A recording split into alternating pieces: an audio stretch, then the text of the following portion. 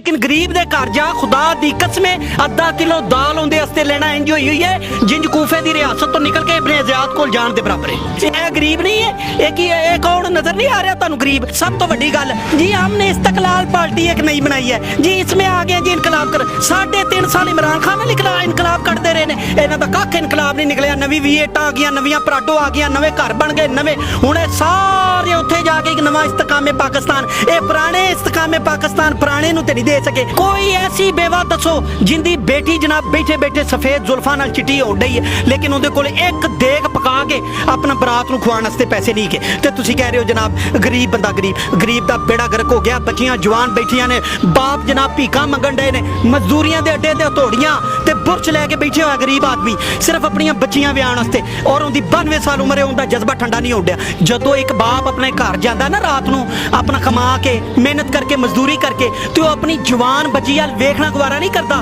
सिर्फ इस शर्म दे नाल कहंदे विआहण दी उम्र है मैं इहनूं कित्थे लैके जावां, किहड़ी जमीन खोदां या किहड़ा आसमान फाड़ां जिथे अपनी बच्ची नूं रुसवा होण तो बचा लवां। और इस जमहूरीयत दी गल करदे हो, खुदा दा खौफ करो, हकीकत दी पट्टी और अल्लाह दे रसूल नूं हाज़र जान के कुछ खुदा दा खौफ कर लो। और ए मीडिया वालियां नूं सब तो ज्यादा खौफ करना चाहिए, हक विखाना चाहिए ते हक दिखाना चाहिए। मैंबरां ने पार्लीमेंट नूं गैरत नहीं आउंदी, गरीब दा पक्खा जिहड़ा ना 1 यूनिट चलाउंदे और गरीब नूं ते नींद आनी कित्थों बेचारे नूं, अद्धा पसीने नाल नींद नहीं आउंदी, अद्धी रात नूं दा पक्खा जिहड़ा ना कैपेसिटर दे नाल किड़ करदा रहिंदा है। और की पता इन्हां लोकां नूं जिहड़े पार्लीमेंट च बैठ के एसी तो उठना एसी च चले जाना, इन्हां ने लड़नी गरीबां दी जंग, इन्हां नूं शर्म आउंदी ही नहीं है बोलदे। गरीब दी ते गल ही ना करो, पूरे पाकिस्तान दे गरीबां नूं सिर्फ 3 रुपए दा नीला थोथा अगले बजट च दिओ, उंजी खाण ते मरन ते तुहाडी जान। सारी पार्लीमेंट सिवाए मजे लेण तो इन्हां कोल काम ही कोई नहीं गा। इस पार्लीमेंट दी इस जमहूरीयत दी गल करदे हो कि एक सिपाही नूं 3-3 किलो दी जैकेट पवा के अंगूठा छाप मिनिस्टर ते पिछे खड़ा कर देंदे हो कि उनदी सिक्योरिटी दा अपना बंदोबस्त करे,